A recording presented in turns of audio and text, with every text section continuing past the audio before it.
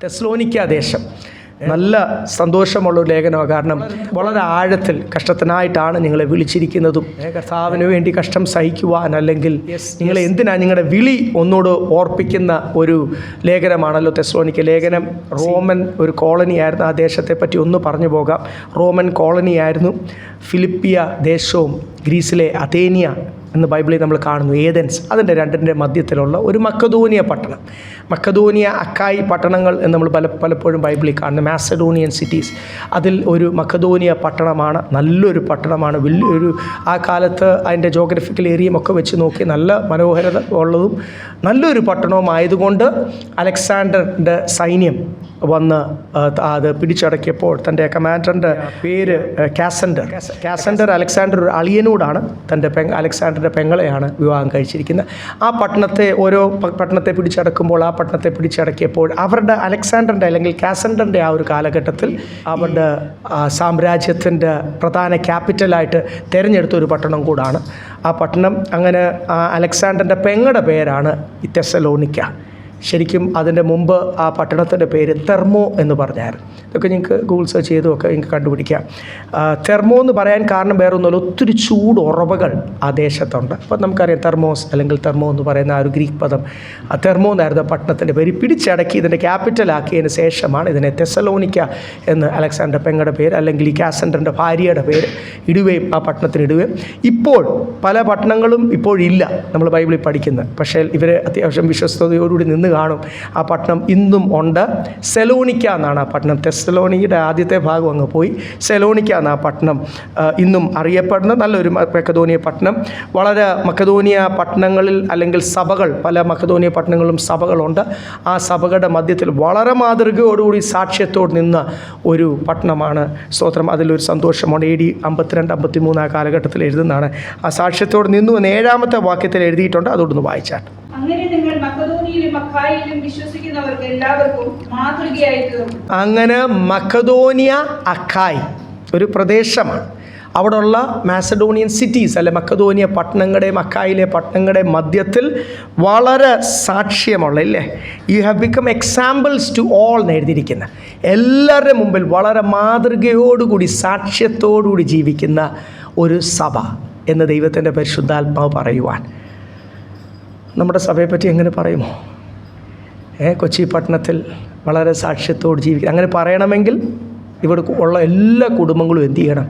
കൃപയോടുകൂടി നമ്മളെ ആക്കിയിരിക്കുന്ന ദേശത്ത്, ഈ കൊച്ചി പട്ടണത്തിൽ നമ്മൾ ഈ പറഞ്ഞ പോലെ എക്സാമ്പിൾസ് ടു ഓൾ, എല്ലാവർക്കും എന്നെ അനുകരിപ്പീൻ, ഞാൻ ക്രിസ്തുവിനെ അനുകരിക്കുന്ന പോലെ എന്നെ അനുകരിക്കും. ദേശത്ത് ദൈവനാമം ദുഷിപ്പിക്കുന്ന അനുഭവം നമ്മളിൽ നിന്ന് ഉണ്ടാകാതെ ദൈവനാമം മഹത്വപ്പെടുത്തുന്ന അനുഭവം ഒരു സൗരഭ്യ വാസനയായി തീരുവാൻ ദൈവസന്നിധിയിൽ സമർപ്പിക്കുക. ഇതൊക്കെ നമ്മുടെ മുമ്പിലുള്ള വലിയ ഉത്തരവാദിത്തങ്ങളാണ്.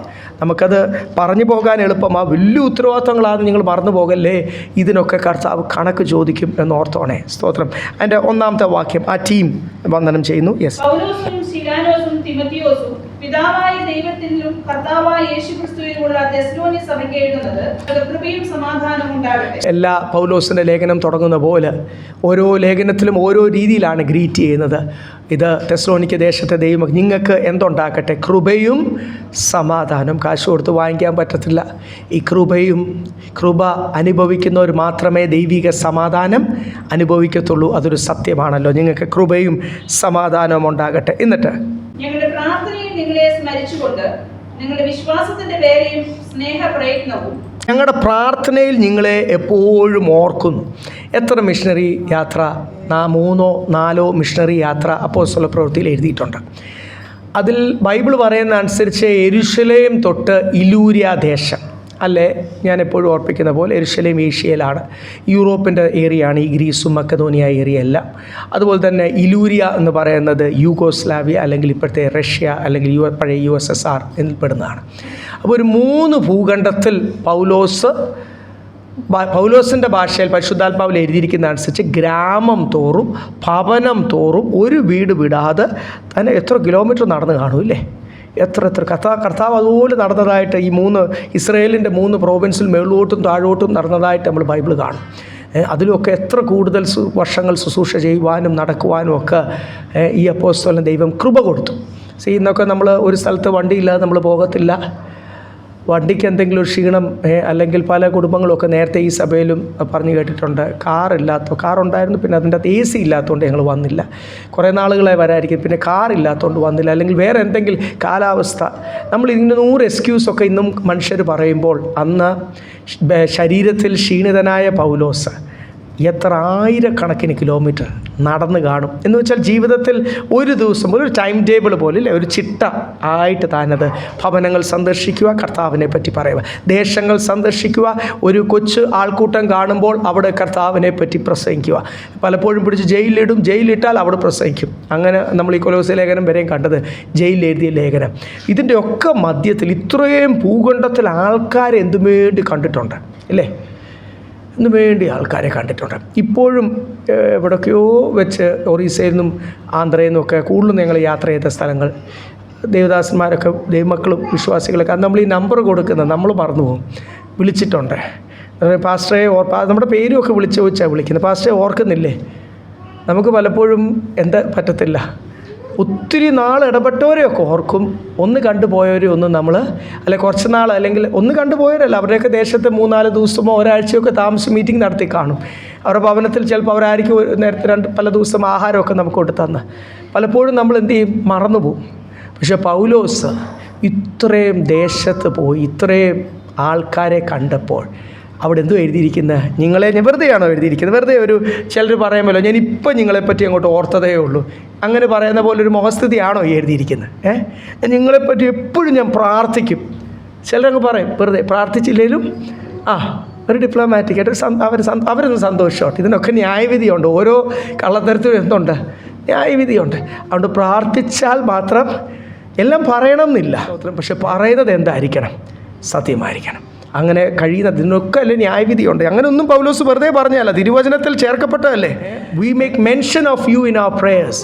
ഞങ്ങളുടെ പ്രാർത്ഥനയിൽ നിങ്ങളെ എപ്പോഴും ഞാൻ ഓർക്കുമെന്ന് അപ്പോസ്തലൻ പറഞ്ഞാൽ താൻ ശരിക്കും എന്ത് ചെയ്യും? ഓർക്കും.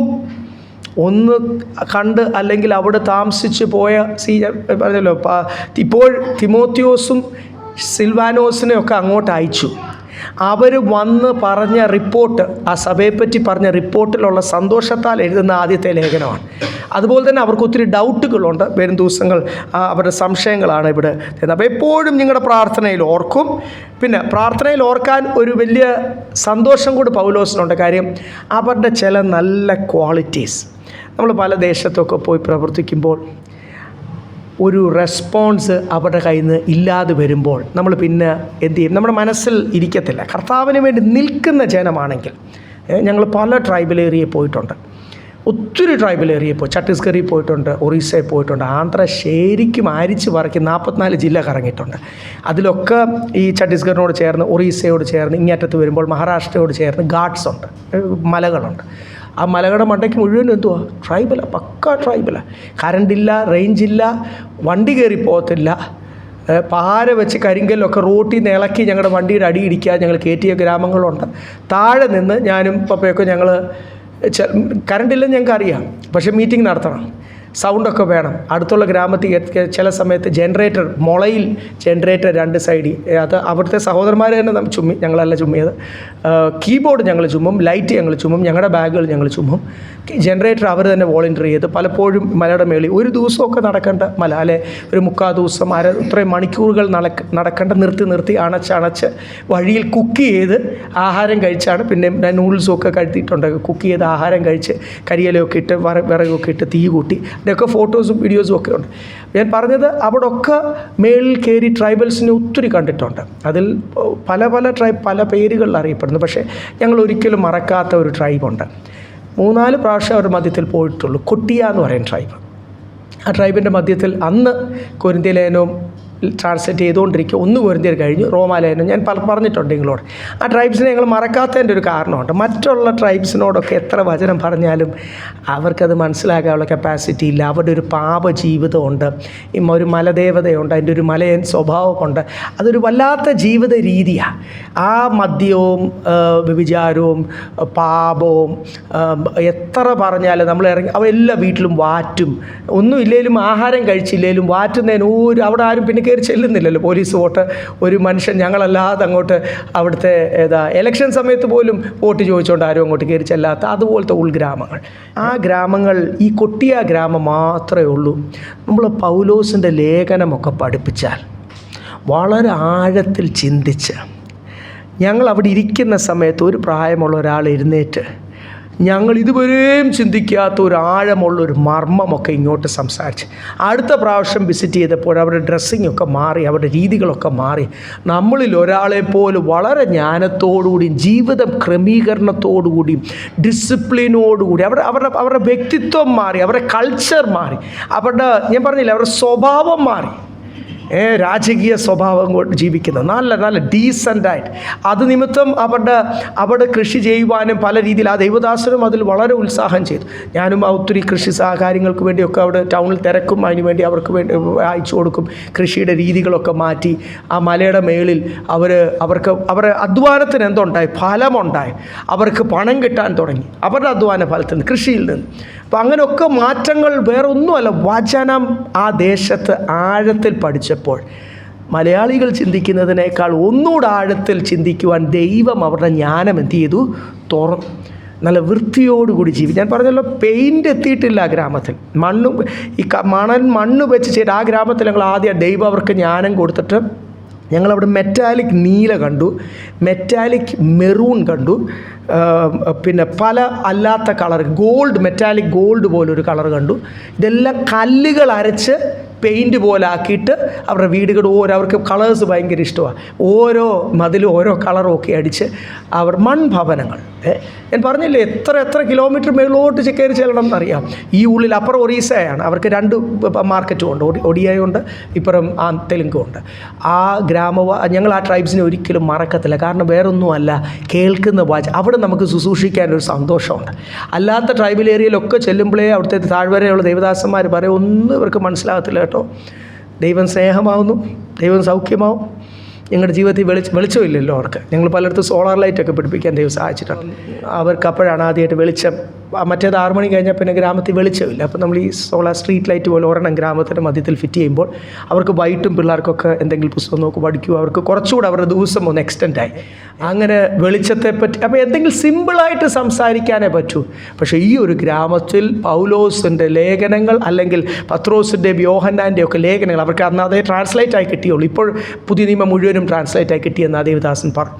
30 വർഷമായിട്ട് തിരുവല്ല ചങ്ങനാശ്ശേരിയുടെ മധ്യത്തിൽ വാകത്താനത്തുനിന്ന് ഒരു ദേവദാസൻ ജീവിതം മുഴുവൻ കൊടുത്ത് അത്രയും വില കൊടുത്ത് നിൽക്കുന്ന ദൈവദാസന്മാർ നമ്മൾ ആ ദേശത്തെ മറക്കത്തില്ല. ആ കൊട്ടിയ ട്രൈബ്സിനെ നമ്മളൊരിക്കലും മറക്കത്തില്ല. അപ്പോൾ ഈ തെസ്സലോനിക്ക ദേശത്തെ എപ്പോഴും പ്രാർത്ഥനയിൽ ഓർക്കുന്നതിന് കാരണമുണ്ട്. ആ കാരണമാണ് നമ്മൾ ഡീറ്റെയിൽ ആയിട്ട് മുമ്പോട്ട് പഠിക്കാൻ പോകുന്നത്. 3-ാമത്തെ വാക്യം, നിങ്ങളുടെ വിശ്വാസത്തിൻ്റെ പ്രവൃത്തി അല്ലെങ്കിൽ വേല, വർക്ക്സ് ഓഫ് ഫെയ്ത്ത്. പിന്നെ സ്നേഹത്തിന്റെ പ്രയത്നം, ലേബർ ഓഫ് ലവ്. യേശുവിനെ പറ്റിയുള്ള പ്രത്യാശയുടെ സ്ഥിരത. എപ്പോഴും ഇടപെടാതെ നിങ്ങളെപ്പറ്റി ഓർത്ത് പ്രാർത്ഥിക്കുവാനുള്ള 3 കാരണം. തെസ്സലോനിക്ക ദേശം ഞാൻ പറഞ്ഞില്ല ഇന്നും നിലനിൽക്കുന്നു.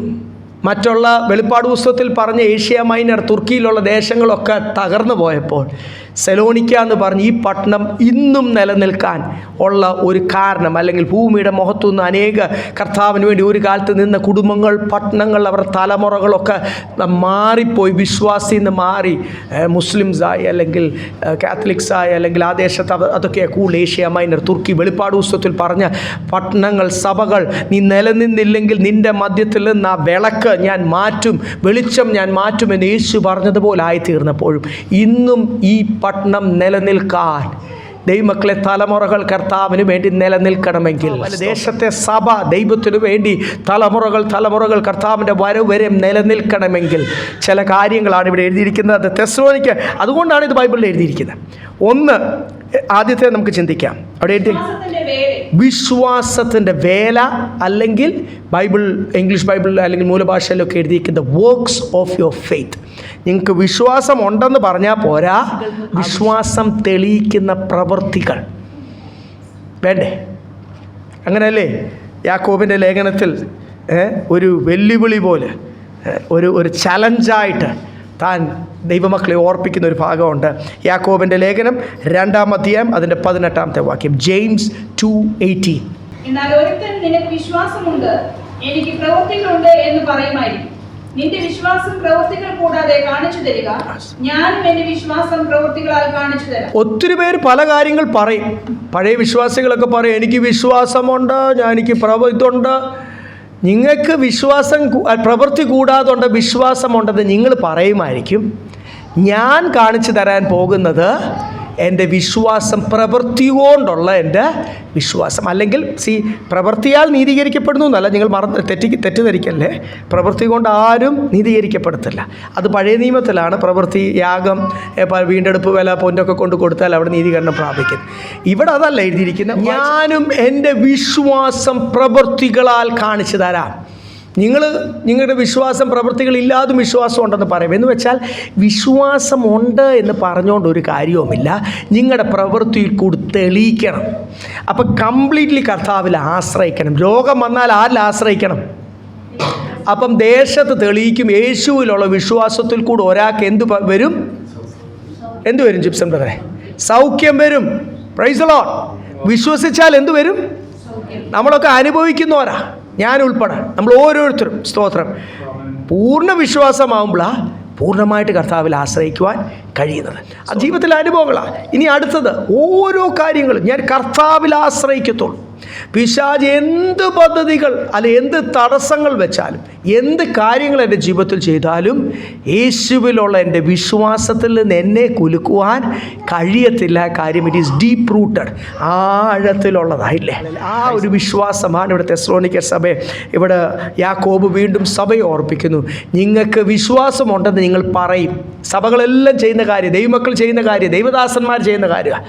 ചിലർ, ഞാൻ പറഞ്ഞില്ലേ, ചിലർ അതൊരു വലിയ തമാശയാണ്. വിശ്വാസം എന്ന് രണ്ടുപേരോട് പറഞ്ഞേ, വല്ല കാര്യമുണ്ടോ? വിശ്വാസം വർദ്ധിക്കുമോ? 100 വട്ടം പേപ്പറിൽ എഴുതിയ വിശ്വാസം വർദ്ധിക്കുമോ? 3 തലമുറയായിട്ട് കർത്താവിൽ വിശ്വസിക്കുന്നു എന്ന് പറയുന്ന തലമുറകളായിട്ട് ഞങ്ങൾ വിശ്വാസികളാണെന്ന് പറഞ്ഞാൽ വല്ലതും തലമുറയുടെ വിശ്വാസം വർദ്ധിക്കുമോ? നോ. ഇതൊരു അനുഭവമാണ്. ദാവീദ് പറയുന്നത് എങ്ങനെയാ? എന്നെ സിംഹത്തിൻ്റെ കയ്യിൽ നിന്നും കരടിയുടെ കയ്യിൽ നിന്നും എന്നെ വിടുവിച്ച കർത്താവ്, ഈ ജയൻറ്റ്, ഈ വലിയ മല്ലനായ, അഗ്രചർമ്മിയായ മല്ലനായ, ജാതീയനായ ഗോലിയാത്തിൻ്റെ കയ്യിൽ നിന്നും എന്നെ. അല്ലെങ്കിൽ അവനുണ്ടല്ലോ, കർത്താവ് പ്രവർത്തിച്ചില്ലെങ്കിൽ എന്തോ സംഭവിക്കുന്നത്? അങ്ങോട്ട് ചെന്ന് കഴിഞ്ഞാൽ അവൻ ഈ പെരുമ്പാമ്പ് ഞെരുക്കുന്ന പോലെ എന്തു ചെയ്യും? ബാലനായ ദാവീദിനെ അങ്ങോട്ട് അവൻ്റെ എല്ല്, അസ്ഥി, റിബ്സൊക്കെ എന്തു ചെയ്യും? ഞെരുക്കും. അതിനുള്ള ആരോഗ്യമുണ്ട്. പണ്ടൊക്കെ അങ്ങനെ ഉണ്ടായിരുന്നു, മല്ലന്മാരുണ്ടായിരുന്നു, അസാധാരണ മല്ലന്മാർ. അങ്ങനെ ആ ദേശത്ത്, ആ ലോകത്തിൽ ആ സമയത്ത് ജീവിച്ചിരുന്ന, അതുകൊണ്ടല്ലേ താൻ ബൈബിളിൽ വരെ ഒരു കഥാപാത്രമായത്. പക്ഷേ ദാവീദ് ഒരു ബാലനായിട്ട്, സാധാരണ ഒരു ബാലനായിട്ട്, ഞാൻ പറഞ്ഞല്ലോ, അവൻ്റെ ജ്യേഷ്ഠന്മാരെയൊക്കെ പട്ടാളത്തിലെടുത്തു. ദാവീദിനെ പട്ടാളത്തിലെടുക്കാഞ്ഞതിൻ്റെ കാരണം എന്നാ? എടുക്കാഞ്ഞോണ്ടാണ് താൻ വീട്ടിൽ പിന്നെ മാട്ടിടയനായിപ്പോയെ. പട്ടാളത്തിലെടുക്കുവാനുള്ള ഒരു ഫിസിക്കൽ യോഗ്യതയും ദാവീദിന് ഇല്ലായിരുന്നു. ജ്യേഷ്ഠന്മാരെല്ലാം പട്ടാളത്തിലാണ്, അവർ പടയാളികളാണ്. ദാവീദിനെ തിരഞ്ഞെടുത്തില്ല. സ്തോത്രം. പക്ഷേ ദാവീദ് വരുന്നത് ആരുടെ ശക്തിയിൽ? എനിക്ക് വിശ്വാസമുണ്ടെന്ന് പറയുവല്ല, ഞാൻ എൻ്റെ പ്രവൃത്തിയാൽ അത് കാണിച്ചത്. താൻ ഒരു സ്റ്റെപ്പ് മുമ്പോട്ടെടുത്തു, ഇല്ലേ? താൻ ഒരു സ്റ്റെപ്പ് മുമ്പോട്ടെടുത്തു. പടച്ചട്ടൊക്കെ എടുത്ത് മാറ്റി. ഈ ലോകത്തിൻ്റെ ബുദ്ധി വെച്ച് നോക്കിയാലൊന്നും ഈ ശത്രുവിനെ ജയിക്കുവാൻ കഴിയത്തില്ല. ഞാൻ വരുന്നത് സൈന്യങ്ങളുടെ ദൈവമായ യഹോവയുടെ നാമത്തിൽ. പ്രവൃത്തി എന്ന് പറയുന്നത് ഇത് രക്ഷിക്കപ്പെട്ട സമയത്ത് മാത്രം വെളിപ്പെടേണ്ടതല്ല. ഇത് പലപ്പോഴും നമ്മുടെ വിശ്വാസികളുടെ ജീവിതത്തിൽ പ്രവൃത്തിയില്ലാത്തത് കൊണ്ട് ഒരു ദേശത്ത് താമസിക്കുമ്പോൾ അവിടെ ദൈവനാമം ദുഷിക്കുവായിടയായിത്തീരും. ആരും യേശുവിനെ പറ്റി അറിയത്തില്ല. ആൾക്കാർ വിചാരിക്കുന്ന പല സഭകളുണ്ടല്ലോ, ഇതൊരു സഭ. പല മതങ്ങളുണ്ടല്ലോ, ഇതൊരു മതം. നിങ്ങൾ നിങ്ങളുടെ സഭയെപ്പറ്റി പറയുന്നു, ഞങ്ങൾ ഞങ്ങളുടെ സഭയെപ്പറ്റി. അതല്ല ദൈവമക്കളെ. യേശു എന്നിൽ വസിക്കുന്നുവെന്നും ഞാൻ യേശുവിൻ്റെ നാമത്തിൽ വീണ്ടും ജന്മം പ്രാപിച്ചതാണെന്നും എൻ്റെ ജീവിതത്തെ ദൈവസന്നിധിയിൽ സമർപ്പിച്ചതാണെങ്കിലും കർത്താവ് എൻ്റെ ഉള്ളിൽ വസിക്കുന്നുവെന്നും ആ വിശ്വാസത്തിലുള്ള ജീവിതം അതെൻ്റെ പ്രവൃത്തിയിൽ കൂടെ എന്ത് ചെയ്യണം? വെളിപ്പെടണം. അങ്ങനെ വെളിപ്പെട്ട് ദേശത്ത്, ഇവിടെ എഴുതിയിട്ടില്ലേ, മക്കതോനിയ അക്കായി ദേശത്ത് സാക്ഷ്യമുള്ള എക്സാമ്പിൾസായ മാതൃകയായ ഒരു സഭയാണ്. ഒരു കുടുംബം എന്നല്ല, ഒരു പാസ്റ്റർ കുടുംബം എന്നല്ല, അതിൽ ചില കുടുംബം എന്നല്ല, സഭയായിട്ട് പറയുമ്പോൾ എല്ലാവരും ഒന്നൊന്നിനും മെച്ചം. ഞാൻ പറഞ്ഞില്ലേ, ഒരു കുടുംബം മറ്റേ കുടുംബമൊക്കെ വെച്ച് നോക്കിക്കഴിഞ്ഞാൽ എല്ലാവരും വിശ്വാസത്തിൻ്റെ പ്രവൃത്തി ദേശത്ത് വെളിപ്പെടുത്തുന്നവർ. നമുക്ക് പ്രാർത്ഥിക്കണം ഈ ദിവസങ്ങൾ. കർത്താവേ, വിശ്വാസമുണ്ടെന്ന് പറഞ്ഞു. യാക്കോബ് ഒരു ചലഞ്ചായിട്ട് സഭയെ വെല്ലുവിളിക്കുന്നു, അല്ലെങ്കിൽ ചലഞ്ച് ചെയ്യുന്നു. നീ നിൻ്റെ വിശ്വാസം ഉണ്ടെന്ന് നീ പറഞ്ഞോ, പ്രവൃത്തിയില്ല നീ ജീവിച്ചോ. ഞാൻ എൻ്റെ വിശ്വാസം പ്രവൃത്തികളാൽ ഞാൻ നിങ്ങളെ കാണിച്ചു തരാം. കൊച്ചി പട്ടണമേ, സാത്താനേ, ദേശശക്തിയെ, എനിക്ക് യേശുവിൽ വിശ്വാസമുണ്ടെന്ന് എൻ്റെ പ്രവൃത്തിയാൽ ഞാൻ കാണിച്ചു തരും എന്ന് കർത്താവിൽ ആശ്രയിച്ചുകൊണ്ട് പറയുവാനുള്ള അഭിഷേകം, ആത്മശക്തി നമ്മൾ ഈ ദിവസങ്ങൾ പ്രാപിക്കണം. അത് ഡിക്ലെയർ ചെയ്യണം. സ്തോത്രം, ഹല്ലേലൂയ. എല്ലാവരും കോവിഡ് അല്ല, എന്തൊക്കെ വരട്ടെ, ജോലി നഷ്ടപ്പെടട്ടെ, വരുമാനമില്ലാതായി പോകട്ടെ, ഒരു നേരം ആഹാരം കഴിക്കാൻ ചിലപ്പോൾ ഇല്ലാതായി പോയെന്നിരിക്കും. അതൊന്നൊരു വിഷയമല്ല. യേശുവിലുള്ള വിശ്വാസം, അതെനിക്ക് ആഹാരം തന്നാലും തന്നില്ലേലും ഒരുപോലെ എൻ്റെ പ്രവൃത്തിയിൽ കൂടെ കാണിച്ചു കൊടുക്കുവാൻ ഇതൊരു ബന്ധമാണ് ദൈവമക്കളെ. അതാർക്കുണ്ടായിരുന്നു? തെസ്സലോനിക്ക സഭ. വിശ്വാസത്തിൻ്റെ പ്രവൃത്തി, ദ വർക്ക്സ് ഓഫ് ഫെയ്ത്ത്. വിശ്വാസത്തിൻ്റെ വേല എന്ന് മലയാളം ബൈബിളിൽ എഴുതിയിരിക്കുന്നു, മൂലഭാഷയിൽ വിശ്വാസത്തിൻ്റെ പ്രവൃത്തി. Yes, hallelujah. ആ പ്രവൃത്തി എന്തുവാ? കർത്താവിൽ വിശ്വസിക്കുന്നതാണ്. യോഹന്നാൻ സുവിശേഷത്തിൽ എഴുതിയിട്ടുണ്ട്. അതുകൊണ്ടൊന്ന് പെട്ടെന്ന് വായിക്കാം. യോഹന്നാൻ സുവിശേഷം 6-ാം അധ്യായം 29-ാമത്തെ വാക്യം. ജോൺ 6:29. യേശു അവരോട്, ദൈവത്തിന് പ്രസാദമുള്ള പ്രവൃത്തി അവൻ അയച്ചവരിൽ നിങ്ങൾ വിശ്വസിക്കുന്നത് അത്രയും ഉത്തരം പറഞ്ഞു. എന്തുവാണ് ദൈവത്തിന് പ്രസാദമുള്ള ആ പ്രവൃത്തി? ഞാൻ നേരത്തെ പറഞ്ഞല്ലോ, വർക്ക്സ് ഓഫ് ഫെയ്ത്ത്. ഇവിടെ എഴുതിയിരിക്കുന്നത് വർക്ക് ഓഫ് ഗാഡ്. ദൈവപ്രവൃത്തി എന്തുവാണ്? അവനിൽ അയച്ചവനിൽ യേശുവിൽ വിശ്വസിക്കുക എന്നുള്ളതാണ് ദൈവപ്രവൃത്തി. ഞാൻ പറഞ്ഞല്ലോ, ഇവിടെയൊക്കെ കണ്ണടച്ച് വിശ്വസിക്കുക, ദൈവത്തിൽ ആശ്രയിക്കുക, ദൈവവചനത്തിൻ്റെ വാഗ്ദത്തത്തിൽ. അതാണ് ദൈവപ്രവൃത്തി. നിൽക്കൂടെ ദൈവപ്രവൃത്തി വെളിപ്പെടണം. എന്തുവാണ് ദൈവപ്രവൃത്തി? പിതാവ് ആരെ അയച്ചിരിക്കുന്നു, അയച്ചവനിൽ വിശ്വസിക്കുക എന്നുള്ളതാണ് ദൈവത്തിൻ്റെ പ്രവൃത്തി എന്ന് വ്യക്തമായിട്ട് എഴുതി. ഇനി അടുത്തത് തിരിച്ച് നമ്മുടെ വാക്യത്തിലേക്ക് വരാം. തെസ്സലോനിക്കയിലേക്ക്. 1 വിശ്വാസത്തിൻ്റെ വേല, 2 സ്നേഹത്തിൻ്റെ പ്രയത്നം, ലേബർ ഓഫ് ലവ്. ലേബർ അല്ലെങ്കിൽ പ്രയത്നം എന്ന് പറഞ്ഞാൽ എന്തുവാ അതിൻ്റെ അർത്ഥം? വളരെ അതിനുവേണ്ടി അധ്വാനിക്കണം, വേർക്കണം. ബൈബിൾ എന്തുവാ പറയുന്നത്? അധ്വാനിക്കാത്തവൻ ഭക്ഷണം. ബൈബിളിൻ്റെ അകത്ത് മടിയെപ്പറ്റി ഒരു ചെറുപ്പക്കാരൻ നേരത്തെ ഉണ്ടായിരുന്ന, ആന്ധ്രയിലുണ്ടായിരുന്ന സഭയിൽ എന്നോട് ചോദിച്ച ഒരു കാര്യമാണ്. തനിക്ക് ഭയങ്കര മടിയാണ്. പക്ഷേ ബൈബിളിൽ ഈ മടിയെപ്പറ്റി ഭയങ്കര വചനം അറിയാനുള്ള ആഗ്രഹമുണ്ട്. മടിയെപ്പറ്റി എന്തൊക്കെയാണ് പറയുന്നത്. അപ്പോൾ ആ വ്യക്തിക്ക് വേണ്ടി ഞാൻ ഒരു ദിവസത്തെ ക്ലാസ്സായിട്ട് അതെടുത്ത് 2 ദിവസം അത് പഠിപ്പിച്ചു. അത്രയും റെഫറൻസസ് ബൈബിളിൻ്റെ അകത്ത്. ലേസിനെസ്, മടിയനോട് ദൈവം എതിർത്തിരിക്കുന്നത്. നമ്മളെല്ലാം അധ്വാനിച്ച് ജീവിക്കുവാനായിട്ടാണ് കർത്താവ് ആഗ്രഹിക്കുന്നതെന്ന് അതിൽ നിന്ന് വളരെ പഴയ നിയമത്തിലും പുതിയ നിയമത്തിലും വളരെ വ്യക്തമായിട്ട് എഴുതിയിട്ടുണ്ട്. അതുകൊണ്ടാണ് കർത്താവ് നിൻ്റെ അധ്വാന ഫലം നീ എന്ത് ചെയ്യും? തിന്നും. അധ്വാനിക്കുക, അതിൻ്റെ പ്രയത്നം, അതിൻ്റെ ഫലം, അതാണ് നമ്മുടെ അവകാശം. ഗിദെയോൻ പറഞ്ഞു, ഞാൻ അധ്വാനിച്ച ഫലം ഒരു ശത്രുവിനും എന്ത് ചെയ്യത്തില്ല. അതിൻ്റെ അടുത്തൊരു ഭാഗമാണ്. നമ്മൾ ഈ അധ്വാന ഫലത്തെപ്പറ്റി പഠിക്കുമ്പോൾ, 1 അധ്വാനിച്ച് ഫലം ഉണ്ടാകുക, 2 ദൈവം തരുന്ന ആ അധ്വാന ഫലം സൂക്ഷിച്ച് പരിശുദ്ധാത്മാവ് പറയുന്നത് പോലുള്ള കാര്യങ്ങൾക്ക് വേണ്ടി ഉപയോഗിക്കുക. പല ദൈവമക്കൾക്കും അധ്വാനിക്കുവാൻ കഴിയുന്നുണ്ട്. ഒത്തിരി പേര് കഴിഞ്ഞ നാളുകൾ കടം കയറി വല്ലാതായി കഷ്ടത്തിലായി. കഷ്ടം എന്ന് പറഞ്ഞാൽ ചെറിയ കഷ്ടമല്ല, വല്ല ദേശത്ത് ലജ്ജിച്ചു പോകുമാർ ആയിത്തീരുന്ന കാണുവാനിടയായി തീർന്നിട്ടുണ്ട്. അവരോടൊക്കെ പറയുവാൻ വചനത്തിൽ കൂടെ വേറെ ഒന്നുമില്ല. ഈ ഗിദെയോൻ എന്തുവാ പറഞ്ഞത്? എൻ്റെ അധ്വാന ഫലം ഒരു ദുഷ്ടനും ഞാൻ വിട്ടുകൊടുക്കും, ഒരു ശത്രുവും അത് എടുത്തുകൊണ്ട് പോകുവാൻ ഞാൻ അനുവദിക്കത്തില്ല. ആ ഒരു മനസ്സാണ്. ഞാനത് അധ്വാനിച്ചു, അതിൻ്റെ ഫലം അത് ഒരു ശത്രുവും എടുത്തു പോകാൻ ഞാൻ. പലപ്പോഴും സാത്താൻ എവിടൊക്കെയോ നീ 100 ഉണ്ടാക്കുമ്പോൾ 500 ചിലവാക്കും എന്നൊരു നാടൻ പറച്ചിലുണ്ടല്ലോ. ഒത്തിരി ദൈവമക്കളെയും അങ്ങനെ ആക്കി തീർക്കുവാൻ സാത്താൻ ശ്രമിക്കുമ്പോൾ അത് പരിശുദ്ധാത്മാവിലുള്ളൊരു പ്രവൃത്തിയല്ല. നമ്മുടെ ലാവിഷ് ലൈഫ് സ്റ്റൈലൊക്കെ ഒന്ന് മാറി പരിശുദ്ധാത്മാവ് പറയുന്നത് പോലെ നമ്മുടെ അധ്വാന ഫലം ഒന്ന് ക്രമീകരിക്കുവാൻ, അതൊരു ക്രമീകരണമാണ്. അതിനകത്ത് മിച്ചം വെക്കേണ്ടതും മാറ്റി വെക്കേണ്ടതും പല കാര്യങ്ങൾക്ക് ഉപയോഗിക്കുവാൻ ദൈവാത്മാവ് പ്രേരിപ്പിക്കുന്നത് പരിശുദ്ധാത്മാവാണ് കൺട്രോൾ ചെയ്യേണ്ടത്. നമ്മൾ യേശുവിൻ്റെ അതേ ഭാവം, കർത്താവിൻ്റെ ആ ഒരു ജ്ഞാനം നമ്മളിലേക്ക് വരുമ്പോൾ, ഞാൻ പറഞ്ഞില്ല, ഗിദെയോനെ ശുശ്രൂഷയ്ക്കായിട്ട് തിരഞ്ഞെടുത്തു. നിൻ്റെ ജീവിതത്തിൽ നിൻ്റെ അധ്വാന ഫലം ശത്രുവിന് കൊടുക്കാതെ മാറ്റി വെക്കുവാൻ നിനക്ക് കഴിയുമെങ്കിൽ നിനക്ക് എന്ത് കഴിയും? 300 പേരെ കൊണ്ട് ആ ഭയങ്കര സൈന്യത്തെ, ഒരിക്കലും അസാധ്യം എന്ന് പറഞ്ഞ സൈന്യത്തെ നിനക്ക് ജയിക്കുവാൻ കഴിയും. നീ ശക്തനാണ്, ഈ ജ്ഞാനമുള്ളവരാണ്, ശക്തനാണ്. ജ്ഞാനവും ശക്തിയുമുള്ളവരെയാണ് കർത്താവ് തൻ്റെ വേലയ്ക്ക് എന്ത് ചെയ്യുന്നത്? തിരഞ്ഞെടുക്കുന്നത്. ഗിദെയോൻ്റെ ജീവിതത്തിൽ നമുക്ക് മനസ്സിലായി. പുതിയ നിയമത്തിലും പഴയ നിയമത്തിലും എല്ലാം നമുക്ക് മനസ്സിലായി. ദാവീദിൻ്റെ ജീവിതത്തിൽ ഞാൻ നേരത്തെ പറഞ്ഞില്ലേ, ആ തിരഞ്ഞെടുപ്പിൻ്റെ പ്രത്യേകതയാണ്. കർത്താവ് എന്നെ ഉപയോഗിക്കുന്നില്ലല്ലോ നമ്മൾ പറയുമ്പോൾ വീണ്ടും ദൈവം ആഗ്രഹിക്കുന്ന ഒരു ലെവലിൽ അതിൻ്റെ ജ്ഞാനത്തിലും ശക്തിയിലും വളരുവാൻ കർത്താവ് സഹായിക്കട്ടെ. സ്തോത്രം. അപ്പം ഇവിടെ എഴുതിയേക്കുന്ന നിൻ്റെ സ്നേഹത്തിൻ്റെ പ്രയത്നം. സ്നേഹം ഉള്ളിൽ വരുമ്പോൾ നമ്മളതുപോലെ അധ്വാനിക്കും, പ്രയത്നിക്കും. എന്തിനാണ് പ്രയത്നിക്കുന്നത്? ദൈവനാമ മഹത്വത്തിനായിട്ട്. ആരോടായി സ്നേഹം വരേണ്ടത്? എന്നെപ്പോഴും ഓർപ്പിക്കുന്ന പോലെ യേശുവിനോടൊരു സ്നേഹമില്ലെങ്കിൽ പിന്നെ ഒരു സ്നേഹത്തിൻ്റെ പ്രയത്നവും ഇല്ല. ഈ സ്നേഹം ആരോടാണ് വരേണ്ടത്? പാസ്റ്ററിനോടൊന്നും അല്ല വരേണ്ടത്. സഭയോട്, ചിലർക്ക് പ്രസ്ഥാനത്തോട് ഭയങ്കര സ്നേഹമാണ്. ചിലർ പറയാം ഞാൻ ഇന്ന പ്രസ്ഥാനത്തിലാന്നൊക്കെ പറയും.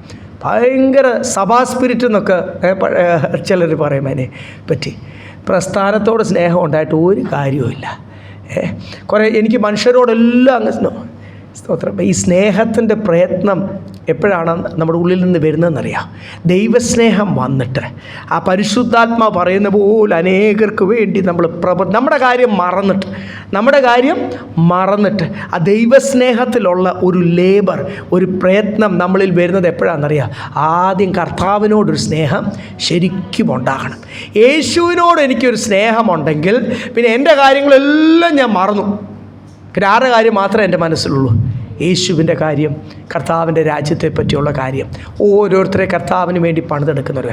എൻ്റെ കാര്യമൊക്കെ അതെനിക്ക് വിഷയമല്ലെന്നേ. അത് ദൈവം സഹായിച്ചാൽ നടക്കട്ടെ. ദൈവം സഹായിക്കുമല്ലോ. ദൈവം നീതിമാനാണല്ലോ. ഞാൻ ഇത്രയും കർത്താവിനെ സ്നേഹിച്ച് കർത്താവിന് വേണ്ടി പ്രയത്നിച്ചിട്ട് എൻ്റെ കാര്യം ദൈവം ചെയ്തില്ലെങ്കിൽ ദൈവം അനീതിയുള്ള ആളായി പോകത്തില്ല. അങ്ങനെ ഒരിക്കലും അല്ലല്ലോ. നമുക്കറിയാം നമ്മുടെ കർത്താവ് ആരാ? നീതിമാനായ ദൈവമാണ്. Praise the lord. ഹല്ലേലൂയ. സ്നേഹസമ്പന്നനാ, കരുണ, ഹല്ലേലൂയ, മനസ്സുള്ളവനാ. അതുകൊണ്ട് ദൈവത്തെ അവിശ്വസിക്കുക ഒന്നും ചെയ്യേണ്ട ആവശ്യമില്ല. ദൈവസ്നേഹം, ഇവിടെ എഴുതിയിരിക്കുന്ന ആ സ്നേഹത്തിൻ്റെ പ്രയത്നം, യേശുവിനെ സ്നേഹിക്കുമ്പോൾ യേശുവിന് വേണ്ടി അധ്വാനിക്കുവാൻ പ്രയത്നം, ലേബർ എന്നാണ് ഇംഗ്ലീഷ് എഴുതിയേക്കുന്നത്. ലേബർ എന്ന് പറഞ്ഞാൽ അതിനുവേണ്ടി ഇറങ്ങണം, അധ്വാനിക്കണം. ആൾക്കാർ നിന്ദിക്കും, ആൾക്കാർ എതിർക്കും, അതൊക്കെ ജയിച്ച് നമ്മൾ എന്ത് ചെയ്യണം?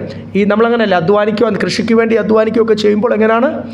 വളരെയധികം വേർക്കും, ഒത്തിരി വെയിൽ കൊള്ളും. ഏത് അധ്വാനത്തിനും ഈ പറയുന്ന പല രീതിയിലുള്ള പ്രയത്നം ഉണ്ട്.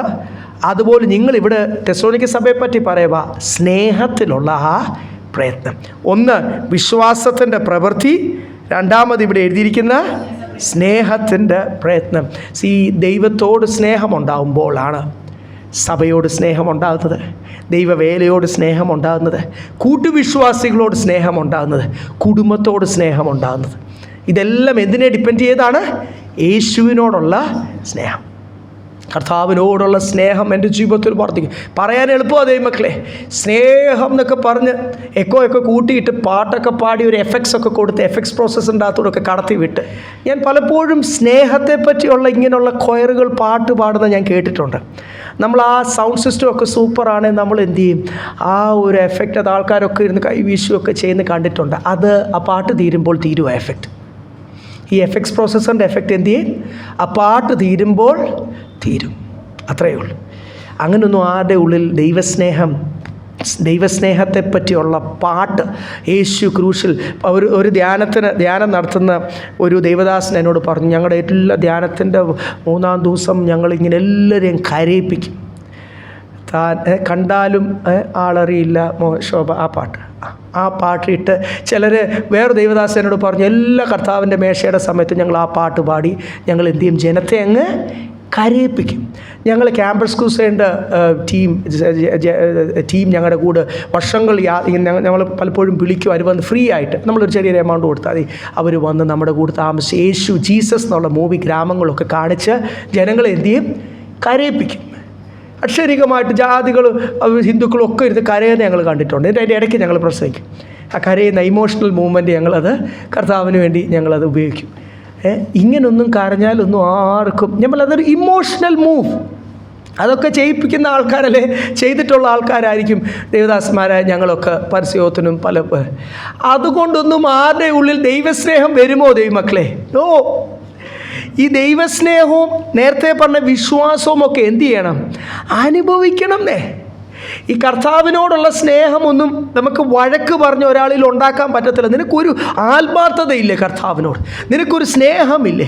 കർത്താവ് നിനക്ക് വേണ്ടി എന്തെല്ലാം കാര്യം ജീവിതത്തിൽ ചെയ്തു, ഒന്ന് നിന്നുകൂടെ കർത്താവിന് വേണ്ടി എന്നൊരു ദൈവദാസൻ എന്നുള്ള രീതിയിൽ ചിലവരെയൊക്കെ ഞാൻ ചിലപ്പോൾ ഒന്ന് ഉണർത്തിയെന്നിരിക്കും, ഒന്ന് വഴക്ക് പറഞ്ഞെന്നൊക്കെ ഇരിക്കും.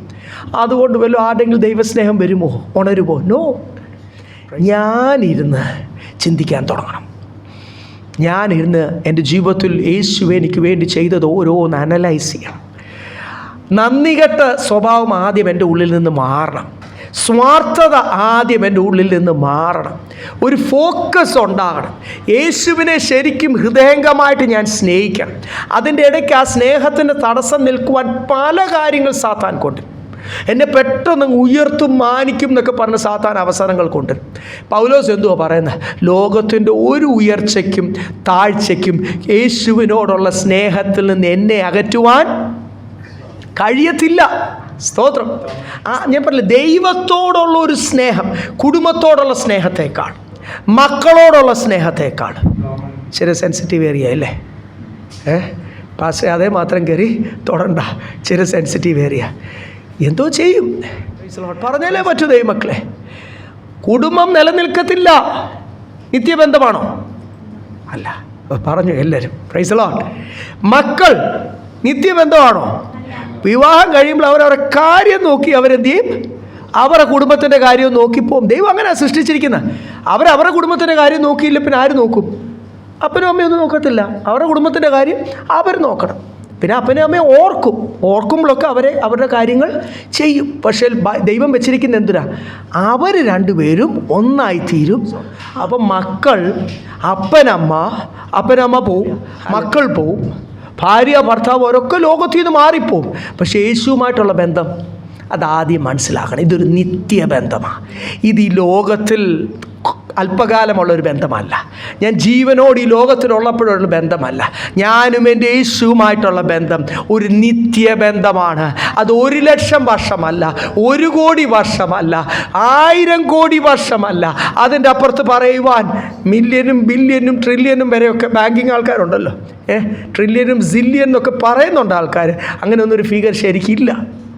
അതിൻ്റെ അപ്പുറത്തോട്ട് പിന്നെ ഇൻഫിനിറ്റി എന്ന് പറയും, ഇല്ല ഇൻഫിനിറ്റ് നമ്പർ ഓഫ് സീറോസ്ന്നോ പോയിൻറ്റ്സ്ന്നോ ഡിജിറ്റ്സ്ന്നൊക്കെ പറയും.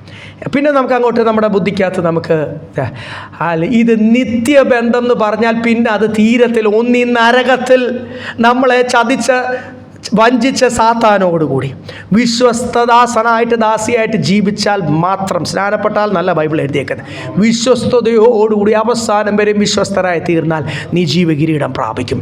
അവസാനം വരെയും ജയാളിയായി തീർന്നാൽ നീ കർത്താവിനോടുകൂടി വാഴും. ആ വാഗ്ദത്തങ്ങളൊക്കെ ഒന്ന് മനസ്സിലാക്കി നമുക്ക് ആരോടാ ബന്ധം, സ്നേഹബന്ധം വർദ്ധിക്കേണ്ടത്?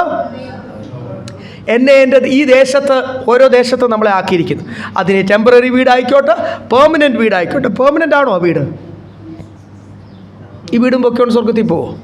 ഇല്ലല്ലോ. അപ്പം പിന്നെ എന്ത് വീടാണ്? താൽക്കാലിക വീട്.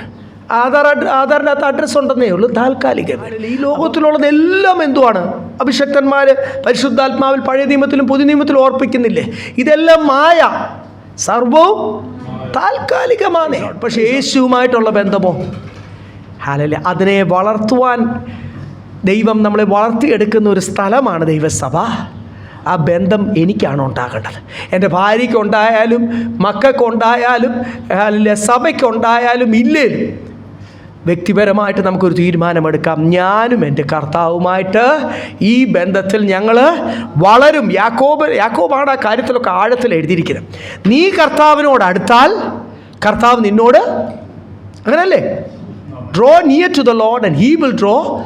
നീ കർത്താവിനോട് അടുത്താൽ കർത്താവ് നിന്നോട്, ഞാനൊരു സ്റ്റെപ്പ് കർത്താവിനോട് കൂടുതൽ അടുത്താൽ, ഇതുപോലെ നമ്മുടെ ഓരോരുത്തരുടെയും ബന്ധം ഹല്ലേലൂയ കർത്താവിനോട് വ്യക്തിപരമായിട്ട് അടുക്കുവാൻ ഈ ദിവസങ്ങൾ ഇടയായിത്തീരും. അടുക്കുമ്പോൾ അതിനെന്തുണ്ട്? ഈ ദൈവസ്നേഹത്തിന് വേണ്ടി എന്നെ സ്നേഹിക്കുന്ന, എനിക്ക് വേണ്ടി ജീവൻ നൽകിയ യേശുവിന് വേണ്ടി ഞാൻ പ്രയത്നിക്കും. അടുത്ത സ്റ്റെപ്പാണ്. വീട്ടിൽ ഇരുന്നിട്ട് എൻ്റെ സുഖത്തിലിരുന്നുകൊണ്ട് ഫാൻ്റെ കീഴിലോ എ സിയുടെ കീഴിലോ ഒക്കെ ഇരുന്നുകൊണ്ട് ഞാൻ യേശുവിനെ സ്നേഹിക്കുന്നു, ഞാൻ യേശുവിൽ വിശ്വസിക്കുന്നു എന്ന് പറഞ്ഞിട്ട് ഒരു കാര്യവുമില്ലെന്നാണ് പൗലോസ് ഇവിടെ ഓർപ്പിക്കുന്ന, യാക്കോബിൻ്റെ ലേഖനത്തിലും പറയുന്നത്. ഇതിൻ്റെ പ്രവൃത്തികൾ വെളിപ്പെടണം, സ്നേഹത്തിൻ്റെ പ്രവൃത്തികൾ വെളിപ്പെടണം. അതിനുവേണ്ടി പ്രയത്നിക്കണം. മറ്റുള്ള ഓരോ വ്യക്തി ബന്ധനത്തിലായിരിക്കുന്നവരെ, ക്ഷീണത്തിലായിരിക്കുന്നവരെ എൻകറേജ് ചെയ്യുവാനും ദൈവസന്നിധിയിലേക്ക് കൊണ്ടുവരുവാനും ഞാൻ എന്ത് ചെയ്യണം? എൻ്റെ വ്യക്തിത്വം മാറ്റിവെച്ച് ഞാൻ ആരാന്ന് എനിക്ക് വല്ല വിചാരമുണ്ടെങ്കിൽ ആ വിചാരമൊക്കെ അങ്ങോട്ട് മാറ്റി വെച്ചിട്ട് യേശു ചെയ്ത പോലെ താഴ്ന്നിറങ്ങണം. ഇല്ലേ? എന്ത് നിന്നെയും സഹിക്കുവാൻ താഴ്ന്നിറങ്ങണം. ആ ഒരു താഴ്മ ധരിച്ചുകൊണ്ട് യേശുവിന് വേണ്ടി പ്രവർത്തിക്കാൻ തെസ്സലോനിക്ക സഭയോട് പറയുക, നിങ്ങളുടെ വിശ്വാസത്തിൻ്റെ വേല അല്ലെങ്കിൽ പ്രവൃത്തി യേശുവിനെ പറ്റിയുള്ള പ്രത്യാശയുടെ സ്ഥിരത. ഈ 3 കാര്യങ്ങളാണ് ഇവിടെ ആദ്യത്തെ അധ്യായത്തിൽ എഴുതിയിരിക്കുന്നത്. അതൊന്ന് ആഴത്തിൽ ഈ ആഴ്ച ചിന്തിക്കാം. അടുത്ത ആഴ്ച നമുക്ക് മുൻപോട്ട് പോകാം. ഇവിടെ എഴുതിയിരിക്കുന്ന യേശുവിലുള്ള പ്രത്യാശയെ പറ്റിയുള്ള സ്ഥിരത, ഫേം ഹോപ്പ് എന്നാണ് ഇവിടെ എഴുതിയേക്കുന്നത്. യേശുവിനെ പറ്റിയുള്ള പ്രത്യാശ. എബ്രായ ലേഖനം ഞാൻ ഇന്നലെ ആ ഭാഗം ഒന്ന് വായിക്കുമായിരുന്നു. 6-ാം അധ്യായത്തിൻ്റെ അകത്ത് ഈ സ്നേഹത്തിൻ്റെ പ്രയത്നവും ഈ പ്രത്യാശയുടെ സ്ഥിരതയെപ്പറ്റിയൊക്കെ അവിടെ എഴുതിയിട്ടുണ്ട്. 6-ാം അധ്യായം ആദ്യം നമുക്കതിൻ്റെ 10-ാമത്തെ വാക്യം ഒന്ന് വായിക്കാം. Hebrews 6:10. ദൈവം നിങ്ങളുടെ പ്രവൃത്തിയും വിശുദ്ധന്മാരെ ശുശ്രൂഷിക്കുന്നതിനാലും തന്റെ നാമത്തോട് കാണിച്ച സ്നേഹവും മറന്നു കളവാൻ തക്കവണ്ണം അനീതിയുള്ളവരല്ല. നിങ്ങൾ ദൈവവേലയോടോ ദൈവദാസന്മാരോടോ ദൈവവേലയോടോ നിങ്ങൾ എപ്പോഴെങ്കിലും സ്നേഹം കാണിച്ചിട്ടുണ്ടെങ്കിൽ നിങ്ങളുടെ ആ സ്നേഹത്തിൻ്റെ പ്രയത്നം മറന്നു കളയുവാൻ ദൈവം അനീതിയുള്ള ദൈവം. അതിൻ്റെ അർത്ഥം എന്തുവാ? ദൈവം അത് ഓർക്കും. It is accounted. അത് അക്കൗണ്ടിൽ കയറി. നമ്മുടെ പ്രവൃത്തിയുടെ പുസ്തകത്തിൽ അതെന്ത് ചെയ്തു? കയറി. അതിന് പ്രതിഫലം കിട്ടും നിശ്ചയം. അത് ഈ ലോകത്തിലും വരുവാനിരിക്കുന്ന ലോകത്തിൽ നിന്നല്ല എൻ്റെ അർത്ഥം. വിശുദ്ധന്മാരോടുള്ള ശുശ്രൂഷ, ദൈവത്തോടുള്ള ദൈവവേലയോടുള്ള ശുശ്രൂഷ, സ്നേഹത്തിലുള്ള നിങ്ങളുടെ പ്രവൃത്തി, ഇത് ദൈവം ആഗ്രഹിക്കുന്നു. യെരൂശലേമിലെ സഭയോട് പറയുക, എനിക്ക് സ്നേഹമുണ്ട് സ്നേഹമുണ്ട് സ്നേഹമുണ്ട് എന്നകത്ത് പറഞ്ഞിട്ട് ഒരു കാര്യവുമില്ല. ഇത് സ്നേഹവും വിശ്വാസവും പ്രവൃത്തികളാൽ അത് വെളിപ്പെടണം. ദേശത്ത് ഒരാവശ്യമുള്ള ഒരു വ്യക്തിയുടെ അടുത്ത് ആദ്യം ആ ദേശത്തെ ദൈവ പൈതൽ അവിടെ കാണണം. ഒരു ബന്ധനത്തിലിരിക്കുന്ന ഒരു വ്യക്തി, പ്രശ്നത്തിൽ കൂടി കടന്നു പോകുന്ന ഒരു വ്യക്തിയോട് ആദ്യം ആ ദേശത്ത്, പ്രൈസ് ദി ലോർഡ്, ഹല്ലേലൂയ, ആ ദേശത്തെ ദൈവ പൈതൽ അവിടെ കാണണം. അനേക ആൾക്കാരാണ് പലവിധ പ്രശ്നത്തിൽ കൂടെ ഒക്കെ കടന്നു പോകുന്നത്. എത്ര നമുക്ക് അറിയാത്ത കുടുംബങ്ങൾ ദൈവമക്കളുടെ ഇടയ്ക്ക് തന്നെ ഉണ്ടെന്ന് നിങ്ങൾക്കറിയാമോ? അവരുടെയൊക്കെ ജീവിതത്തിൽ എന്തുവാ വേണ്ടത്? നമുക്ക് ഇവിടെ പറയുന്ന പോലെ വിശ്വാസത്തിൻ്റെ പ്രവൃത്തി. നമുക്ക് അടങ്ങിയിരിക്കാൻ പറ്റത്തില്ല. നമ്മുടെ പ്രവൃത്തികൾ വെളിപ്പെടട്ടെ, ദൈവസ്നേഹം വെളിപ്പെടട്ടെ. പിന്നെ അടുത്ത നമ്മളിവിടെ വായിച്ചു, കർത്താവിലുള്ള പ്രത്യാശയുടെ ഒരു സ്ഥിരത. നമ്മൾ അതിനോട് ചേർന്നല്ലേ എബ്രായ ലേഖനം 6-ാം അധ്യായം 10-ാമത്തെ വാക്യത്തിൽ വായിച്ചപ്പോൾ എഴുതിയേക്കുന്നത്, നിങ്ങളുടെ പ്രയത്നം, നിങ്ങളുടെ ദൈവസ്നേഹത്തിൽ കൂടുള്ള പ്രയത്നം ഒരു കാലത്തും പരിശുദ്ധാത്മാവ് പറയുക, ഞാനത് മറക്കത്തില്ല. അനീതിയുള്ള ദൈവമല്ല. നമ്മൾ ദൈവസ്നേഹത്തിൽ ചെയ്യുന്ന ഓരോ പ്രവൃത്തിയും പാസ്റ്റർ കണ്ടില്ലെന്നിരിക്കും. നിങ്ങൾ ചെയ്യുന്ന എല്ലാ ശുശ്രൂഷകളും ഞാൻ കാണുന്നില്ല, ഞാൻ അറിഞ്ഞില്ലെന്നിരിക്കും, സഭ അറിഞ്ഞില്ലെന്നിരിക്കും. അത് അറിയിക്കുവാൻ വേണ്ടി നിങ്ങളൊന്നും പ്രത്യേകിച്ച് ചെയ്യേണ്ടതായിട്ടില്ല. കാരണം നിങ്ങൾക്ക് പ്രതിഫലം തരുന്നത് സഭയല്ല, പ്രതിഫലം തരുന്നത് ആരാ? കർത്താവാണ്. കർത്താവ് അത് ചെയ്യും നിശ്ചയം എന്ന് കൊരിന്ത്യ ലേഖനത്തിലും ഓർപ്പിക്കുന്നുണ്ട്, ഇവിടെ എബ്രായ ലേഖനത്തിലും ഓർപ്പിക്കുന്നുണ്ട്. നമ്മളിവിടെ തെസ്സലോനിക്ക ലേഖനത്തിൽ വായിച്ച പോലെ എബ്രായ ലേഖനത്തിൽ 6-ാം അധ്യായത്തിലും നിങ്ങളുടെ സ്നേഹത്തിൻ്റെ പ്രവൃത്തി. പറഞ്ഞല്ലോ, ദൈവത്തോടൊരു ആത്മാർത്ഥത, സ്നേഹമുണ്ടെങ്കിൽ മാത്രമേ ഒരു വ്യക്തിക്ക് ദൈവസ്നേഹത്തിൽ കൂടെയുള്ള പ്രവൃത്തി ചെയ്യുവാൻ കഴിയത്തുള്ളൂ. അല്ലെങ്കിൽ സാധാരണ ഒരു ഭൂരിഭാഗം ദൈവമക്കൾക്കും ദുരാത്മാവിലുള്ള പോലെ എൻ്റെ കാര്യം, എൻ്റെ കുടുംബം, എൻ്റെ മക്കൾ, ഞങ്ങൾ മാനിക്കപ്പെടണം, ഞങ്ങളുടെ നന്മ, അതിനു വേണ്ടി ഉപസിച്ചും പ്രാർത്ഥിച്ചും ഉള്ള പരിശുദ്ധാത്മാവോട് ജീവിതത്തിൽ നിന്ന് വിട്ടുപോകും. കാരണം അത് ദൈവത്തിൻ്റെ പ്രവൃത്തിയല്ല. യേശുവിൻ്റെ സ്നേഹമാണ്. തൻ്റെ സ്വന്തം മറന്ന് തനിക്ക് പിതാവ് അല്ലെങ്കിൽ സ്വർഗത്തിലുള്ള ആ രാജാതിരാജാവ് എന്നുള്ള സ്ഥാനവും സിംഹാസനവും തേജസ്സും അധികാരവും ഒക്കെ വെടിഞ്ഞാണ് ഒരു സാധാരണക്കാരനായി വന്ന് മനുഷ്യർ മുഖത്ത് നോക്കി തുപ്പി വസ്ത്രം വലിച്ചിരുന്ന് നഗ്നനാക്കി, എന്നിട്ട് ഓരോരുത്തർ അങ്ങോട്ടും ഇങ്ങോട്ടും തള്ളി ഓരോ കോടതിയിലിട്ട് ആട്ടി കളിയാക്കി സ്തോത്രം. ഇത് മുഴുവനും സഹിച്ചത് എന്തിനാണ്? ആ സ്നേഹമാണ്. അതിലൊട്ടും കുറയാത്ത സ്നേഹമാണ് നമ്മളിൽ വരേണ്ടത്. പറ്റുമോ ദൈവമക്കളെ? യേശുവിനെ പോലെ അത്രയും നിന്നെയൊക്കെ സഹിക്കാൻ പറ്റിയില്ലേലും നമ്മളെ വിളിച്ച വിളിക്ക് അനുസരിച്ച് നമ്മൾ എന്ത് ചെയ്യണം? നിൽക്കണം.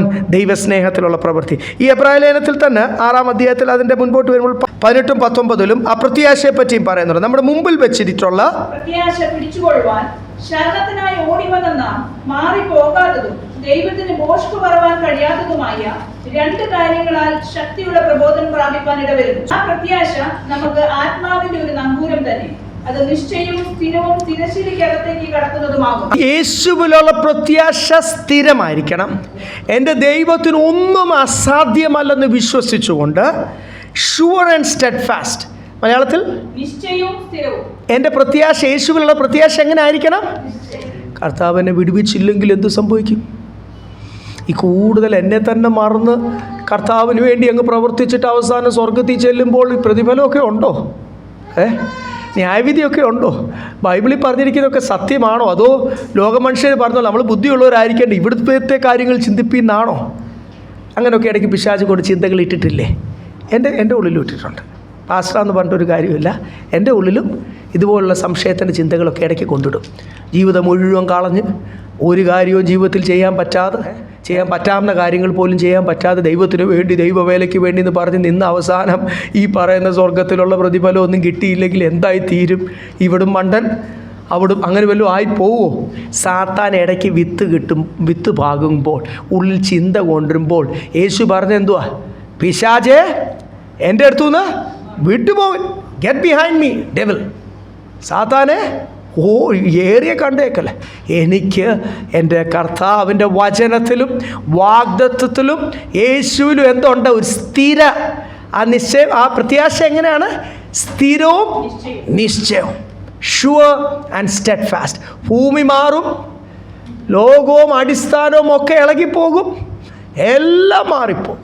പൂവാടിപ്പോവും, എല്ലാം മാറിപ്പോവും, തുരുമ്പ് പിടിച്ചു പോവും, നശിച്ചു പോവും.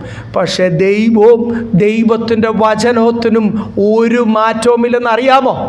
അത് വിശ്വസിക്കുന്ന ദൈവമക്കളൊന്ന് കർത്താവിനെ സ്തുതിച്ചാട്ട്. ആ വിശ്വാസത്തിൻ്റെ പ്രവൃത്തി നമ്മുടെ ജീവിതത്തിൽ വേണം എന്നാണ് ഇന്ന് രാവിലെ തെസ്സലോനിക്ക സഭയെ ഓർപ്പിച്ച പോലെ തന്നെ പരിശുദ്ധാത്മാവ് നമ്മളെയും ഓർപ്പിക്കുന്നത്. എനിക്ക് പ്രത്യാശ, അതിൻ്റെ ഒരു നിശ്ചയമുള്ളപ്പോൾ ദീർഘക്ഷമയോടുകൂടിയാണ് ആ ദൈവിക വാഗ്ദത്തങ്ങൾ നമ്മൾ പ്രാപിക്കുന്നത്. ദൈവം അനീതിയുള്ള ദൈവമല്ല. ഈ ഭൂമിയിലുള്ളത് ഈ ഭൂമിയിലും സ്തോത്രം. നിത്യ പ്രതിഫലത്തിന് നമ്മളെ ഓഹരിക്കാരാക്കി തീർക്കുമ്പോൾ നമ്മളെ ഇളക്കിക്കളയും. ഇപ്പോൾ സ്ഥിരതയോടുകൂടി നമ്മളൊരു കാര്യത്തിന് വേണ്ടി ആ കർത്താവിലുള്ള പ്രത്യാശ നമ്മളിങ്ങനെ കാത്തിരുന്ന് നമ്മൾ ഇരിക്കുന്നതിൻ്റെ മധ്യത്തിൽ നമ്മളെ ആ പ്രത്യാശയിൽ നിന്ന് എന്തെയും ഇളക്കിക്കളയും, ഇളക്കിക്കളയും, കാഴ്ചപ്പാട് മാറ്റിക്കളയും. എന്തെങ്കിലുമൊക്കെ പ്രശ്നങ്ങൾ ഉണ്ടാക്കി എൻ്റെ ഫോക്കസ് മാറ്റിക്കളഞ്ഞാൽ തീർന്നില്ലേ? ഹംസൻ്റെ പ്രത്യാശ പോയി. അതാണ് സാത്താൻ എന്നും എൻ്റെ ജീവിതത്തിൽ പ്രവർത്തിക്കും, നിങ്ങളുടെ ജീവിതത്തിലും പ്രവർത്തിക്കും. ആരെയും വിടത്തില്ല. യേശുവിൻ്റെ സ്ഥിരത പോലും കളയുവാൻ ഉപസിച്ചിരുന്ന സമയത്ത് എത്ര വട്ടം പരീക്ഷയുമായിട്ട് അവിടെ ചെന്നു, എത്ര വട്ടം അവിടെ വചനം എടുത്ത് ആർഗ്യൂ ചെയ്യുവാൻ യേശുവിൻ്റെ അടുത്ത് ചെന്ന സാത്താൻ പിന്നെ നമ്മളെ വെറുതെ വിടുവോ? ഇല്ല. അതുകൊണ്ട് ഓർത്തോണം, സാത്താൻ്റെ പദ്ധതി ഇത് തന്നെ, എൻ്റെ പ്രത്യാശയുടെ സ്ഥിരതയിൽ നിന്ന് എന്നെ കുലുക്കി കളയുവാൻ. നമുക്ക് കർത്താവിൽ ആശ്രയിച്ചുകൊണ്ട് പറയാം, സാത്താനേ അത് നടക്കത്തില്ല. യേശുവിലുള്ള എൻ്റെ പ്രത്യാശ സ്ഥിരവും നിശ്ചയം. ഒരു ചാർട്ട് എടുത്തങ്ങ് എഴുതി വെച്ചോ, വീട്ടിൽ ചെല്ലുമ്പോൾ ഒന്ന് കാണട്ടെ. ഇടയ്ക്കിടയ്ക്ക് കയറുമ്പോൾ യേശുവിലുള്ള ആ സ്ഥിരതയാണ് നമ്മളെ അവസാനം വരെ നടത്തേണ്ടത്. ഞാൻ പറഞ്ഞല്ലോ, ഈ സ്ഥിരതയിൽ നിന്ന് നമ്മളെ മാറ്റിക്കളയുവാൻ, സംശയം വരുവാൻ, കർത്താവിനോടുള്ള സ്നേഹം. അപ്പം ഇവിടെ പറയുന്ന 3 കാര്യങ്ങൾ ഒന്നുകൂടെ വായിച്ചിട്ട് നിർത്താം. യെസ്, ഇവിടെ എഴുതിയിരിക്കുന്നത് വിശ്വാസത്തിൻ്റെ പ്രവൃത്തി, 2ാമത് സ്നേഹത്തിൻ്റെ പ്രയത്നത, 3ാമത് യേശുവിലുള്ള പ്രത്യാശയുടെ സ്ഥിരത. 3 പോയിന്റും പറഞ്ഞപ്പം പെട്ടെന്ന് തീർന്നു. ഇതിൽ ഞാനും നിങ്ങളും സഭയായിട്ട് നമ്മൾ എന്ത് ചെയ്യണം? വ്യക്തിപരമായിട്ട്, കുടുംബമായിട്ട് മക്കളോട് പറയുവാൻ, മക്കൾ വളർന്നു വരുമ്പോൾ എന്തുവാ മക്കളോട് പറയുവാനുള്ളത്? ഇത് മതി. അല്ലാതെ നീ ഭൂമിയിൽ അത് പ്രാപിക്കണം ഇത് പ്രാപിക്കണം എന്ന് പറഞ്ഞ് അവസാനം അവരുടെ ഫോക്കസ് മാറിപ്പോവും. അവരുടെ വിളി അതല്ലാത്തതുകൊണ്ട് അതും പ്രാപിക്കത്തില്ല, ദൈവത്തിൽ നിന്നുള്ള വാഗ്ദത്വം പ്രാപിക്കത്തില്ല. അതുകൊണ്ട് മക്കളോട് നമ്മൾ പഠിപ്പിക്കേണ്ടത് എന്തുവാ? നിനക്ക് ആദ്യം ദൈവത്തോടൊരു സ്നേഹം വേണം. എന്നാൽ മാത്രമേ ദൈവത്തിന് വേണ്ടി ദൈവസ്നേഹത്തിൽ പ്രയത്നിക്കാൻ നിനക്ക് തോന്നത്തുള്ളൂ. നിനക്ക് വിശ്വാസം വേണം, ശരിക്കുമുള്ള വിശ്വാസം വേണം. ഹല്ലേലൂയ. എബ്രായ ലേഖനം 11-ാം അധ്യായത്തിൽ പറഞ്ഞിരിക്കുന്ന ആ വിശ്വാസം വേണം, അടിയുറച്ച വിശ്വാസം. എന്നാൽ മാത്രമേ വിശ്വാസത്തിൻ്റെ പ്രവൃത്തി നിന്നിൽ വെളിപ്പെടത്തുള്ളൂ. ക്രിസ്തുവിലുള്ള, ദൈവവചനത്തിലുള്ള, യേശുവിലുള്ള പ്രത്യാശ വേണം. ആ പ്രത്യാശയാണ് നമ്മളെ സ്വർഗത്തോളം എത്തിക്കുന്നത്. ആണോ ദൈവമക്കളെ? പ്രത്യാശയിൽ വർധനവ് വരുമ്പോഴാണ് കാഹളം ഊതുമ്പോൾ എടുക്കപ്പെടുന്നത്, അല്ലാതെ എൻ്റെ പ്രവൃത്തിയല്ല. അതിൻ്റെ പെട്ടെന്ന് അതിൻ്റെ 5-ാമത്തെ വാക്യം കൂടെ ഒന്ന് വായിക്കാം. നിങ്ങൾക്ക് എല്ലാവർക്കും വേണ്ടി എപ്പോഴും ദൈവത്തിന് സ്തോത്രം ചെയ്യുന്നു. ദൈവത്താൽ സ്നേഹിക്കപ്പെട്ട സഹോദരന്മാരെ, നിങ്ങളുടെ തിരഞ്ഞെടുപ്പിനെ അറിയുന്നുവല്ലോ. ദൈവം നിങ്ങളെ സ്നേഹിച്ച് ദൈവം നിങ്ങളെ തിരഞ്ഞെടുത്തു. ആ തിരഞ്ഞെടുപ്പ് നിങ്ങൾ അറിയുന്നല്ലോ. അടുത്ത ആഴ്ച നമുക്ക് കൂടുതൽ ചിന്തിക്കാം. എന്നോട് ചോദിച്ചിട്ടാണോ എന്നോട് തിരഞ്ഞെടുത്തത്? ചിലർ പറയും എന്നോട് ചോദിച്ചില്ലല്ലോ എന്നെ തിരഞ്ഞെടുക്കും. എന്നോട് ചോദിച്ചിട്ടല്ല എന്നെ തിരഞ്ഞെടുത്തത്. സ്തോത്രം. ഒത്തിരി രക്ഷപ്പെടാനും ഞാൻ നോക്കിയതാണ്, എന്നിട്ടും നടന്നില്ല. കാര്യം എൻ്റെ മേലുള്ള തിരഞ്ഞെടുപ്പ് ശ്രേഷ്ഠമായിരുന്നു. നമ്മളോട് ആരോടും ചോദിച്ചിട്ടല്ല, ദൈവം നമ്മളെ സ്നേഹിച്ച് നമ്മളെ തിരഞ്ഞെടുത്തു. ആ തിരഞ്ഞെടുപ്പിനെ പറ്റി നിങ്ങൾ അറിയുന്നല്ലോ. ഇടയ്ക്കൊന്ന് ചിന്തിക്കണം ആ ഇലക്ഷനെ പറ്റി, ആ തിരഞ്ഞെടുപ്പിനെ പറ്റി. അടുത്ത 5-ാമത്തെ വാക്യം. ഞങ്ങളുടെ സുവിശേഷം വചനമായി മാത്രമല്ല, ശക്തിയോടും പരിശുദ്ധാത്മാവോടും ബഹുനിശ്ചയത്തോടും കൂടി ആയിരുന്നു നിങ്ങളുടെ അടുക്കൽ വന്നത്. തിരഞ്ഞെടുത്തു എന്നുള്ള നിശ്ചയം ഉള്ളവർക്കാണ് ആ ദൈവവചനം സംസാരിക്കുമ്പോൾ അത് വെറും കഥയല്ല, അതാരുടെയോ അനുഭവമല്ല, വേറെ ഏതോ മിഷണറിമാരുടെ അനുഭവങ്ങളൊക്കെ എഴുതുന്ന ഒത്തിരി പുസ്തകങ്ങളും ഷോർട്സും ഒക്കെ ഇപ്പോൾ ഇറങ്ങുന്നുണ്ട്. അതൊന്നും കേട്ടിട്ടല്ല ഞാൻ പറയുന്നത്, ഇത് എൻ്റെ ജീവിതത്തിലെ അനുഭവമാണ്. അങ്ങനെയുള്ളവരാണ് വചനം ജ്ഞാനത്തോടുകൂടിയല്ല, ശക്തിയോടുകൂടിയും നിശ്ചയത്തോടുകൂടിയും പരിശുദ്ധാത്മാവിൻ്റെ ശക്തിയോടുകൂടിയും നമുക്ക് ശുശ്രൂഷിക്കുവാൻ കഴിയും. ദൈവമക്കളെ, ഈ ദിവസങ്ങൾ നമ്മൾ ഒരാളോടൊരു കാര്യം പറയുമ്പോൾ, കർത്താവിനെ പറ്റി പറയുമ്പോൾ, അത് ബഹുനിശ്ചയത്തോടുകൂടിയും വെറും വാക്കായിട്ടല്ല. ഞാൻ പറഞ്ഞല്ലോ, ഈ നാളുകളിലൊക്കെ AI ഒത്തിരി കളിക്കുന്നുണ്ട്. കളിച്ച് ദൈവവചനത്തിൻ്റെ അകത്തൊക്കെ കയറി കളിക്കുന്നുണ്ട്. ഒത്തിരി പേര് പ്രസംഗ വിഷയം ജെമിനി AI ഒക്കെ ഒത്തിരി അങ്ങ് അഡ്വാൻസ്ഡായി, ChatGPT ഒക്കെ ഒത്തിരി അങ്ങ് അഡ്വാൻസ്ഡായി. നല്ല സീരിയൽ നമ്പർ ഇട്ടല്ലേ പോയിൻറ്റ്സ് ആയിട്ട് വിശ്വാസത്തെ പറ്റിയോ ഒരു വിഷയത്തെ പറ്റിയോ ഒരു ലേഖനം. ഇപ്പം നമ്മളിപ്പം വായിച്ച എബ്രായ ലേഖനം 10-ാം അധ്യായം 6-ാമത്തെ വാക്യമോ 18-ാമത്തെ വാക്യമോ, അതിൽ നിന്ന് നല്ലൊരു മെസ്സേജ്, ഇത്ര മിനിറ്റിൻ്റെ ഒരു മെസ്സേജ് അങ്ങോട്ട് പറഞ്ഞു കൊടുത്ത് പ്രോംപ്റ്റ് കറക്റ്റായിട്ട് കൊടുത്തു കഴിഞ്ഞാൽ 30 മിനിറ്റിൻ്റെയോ 15 മിനിറ്റിൻ്റെയോ, ഇവിടെ സഭയിൽ 5 മിനിറ്റാണ്, നിങ്ങളാരും ശ്രമിക്കല്ലേ, 5 മിനിറ്റിൻ്റെയോ ഒക്കെ അങ്ങോട്ട് അതിവിടെ പറഞ്ഞിട്ട് കാര്യമില്ല. ഇവിടെ ജെമിനി AI ഒക്കെ വെളിപ്പെടും. ഇത് വെറും ജ്ഞാനത്തിൻ്റെ വാക്കായിട്ട് നല്ല ഭാഷ. ഞാൻ ഇടയ്ക്കൊക്കെ ജസ്റ്റ് ഒന്ന് പല കാര്യത്തിനൊക്കെ ട്രൈ ചെയ്യും. ശുശ്രൂഷിക്കാനല്ല, ഇതുവരെ ശുശ്രൂഷിച്ചിട്ടില്ല, ഇനി അവസാനം വരെ ശുശ്രൂഷിക്കത്തില്ല. വേറെ ഒന്നുമല്ല, എങ്ങനെ അതിൻ്റെ പ്രസൻറ്റേഷൻ എങ്ങനെ അത് വർക്ക് ചെയ്യുന്നു. കാര്യം ഓരോരുത്തർ വേറെ ഓരോ കാര്യങ്ങളാണ് ട്രൈ ചെയ്യുന്നത്. എനിക്ക് ട്രൈ ചെയ്യാനുള്ള ദൈവവചനവും ആയിട്ട് ബന്ധപ്പെട്ടിരിക്കുമ്പോൾ ഞാൻ ട്രൈ ചെയ്യും.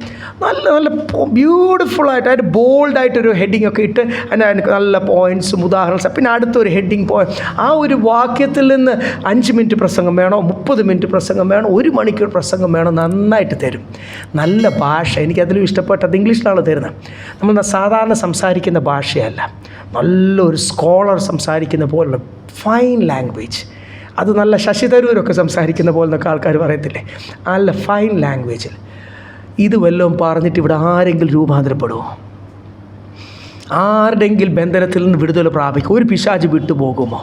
ഒരാൾ രക്ഷയിലേക്ക് വരുന്നു? നിങ്ങൾ പറയും, ശശി തരൂരിനെ പറ്റി പറഞ്ഞ പോലെ പറയാം, പാസ്റ്റർ നല്ല ഭാഷയിൽ നല്ല ഫൈൻ കേട്ടിരിക്കാൻ നല്ല രസമാണെന്ന് പറയും. അതല്ല, അത് ഒരു ദൈവപ്രവൃത്തി ഉണ്ടാകത്തില്ല.